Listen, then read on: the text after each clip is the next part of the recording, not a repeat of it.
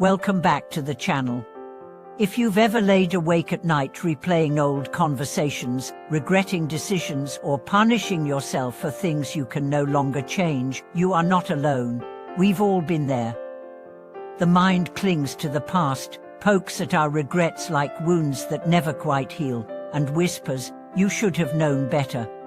But today, we are going to explore a liberating truth, one that doesn't come from positive thinking, distraction, or pretending the past didn't happen.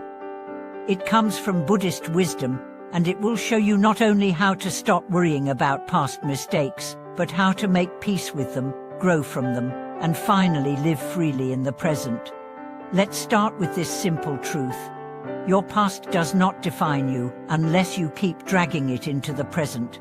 You are not the same person who made those mistakes. You are not the same person who spoke those words, missed those chances, or acted from fear. You have learned, you have grown, you are evolving. But the mind doesn't always see that. But why? Because the mind is a record keeper.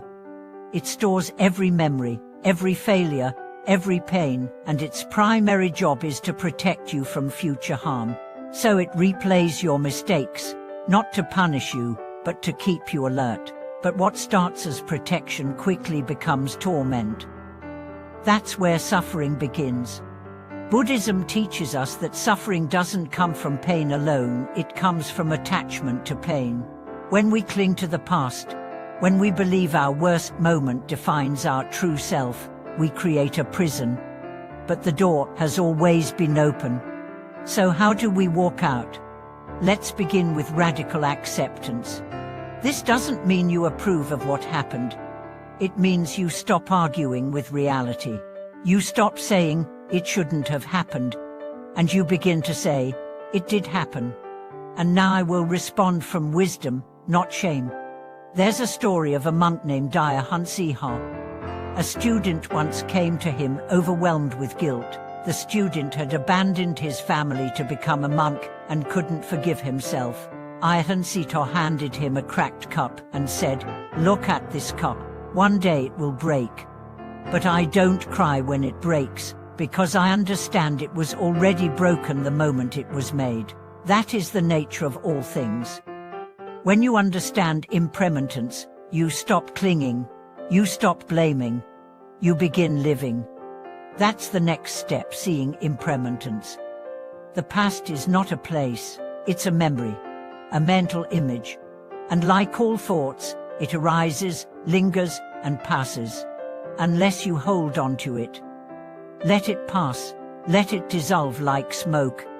You can't change what happened, but you can change your relationship to what happened. Try this practice. When a painful memory arises, instead of diving into it, take a deep breath and say, "That was a version of me. It was not all of me, and it is no longer me." Let that version go with compassion. Not blame, not denial. Just kindness. Next, understand the function of mistakes. In Buddhism, nothing is wasted. Every experience, every mistake, every regret can be your teacher if you listen. Ask yourself, what was I trying to protect when I made that mistake? What pain was I avoiding? What did I not yet know? You'll find that many of your past actions were not evil, they were unconscious. They came from fear, confusion, immaturity. And what does the Buddha say about ignorance? It is the root of suffering. But ignorance is not a sin, it's a veil, and veils can be lifted. That's where self-compassion comes in. Buddhist teacher Tara Brach says, "The path of healing begins the moment we stop abandoning ourselves." You've punished yourself long enough. Now it's time to sit with your inner child, your past self, and say, "I see you, I understand you, and I forgive you." Try this meditation. Sit quietly.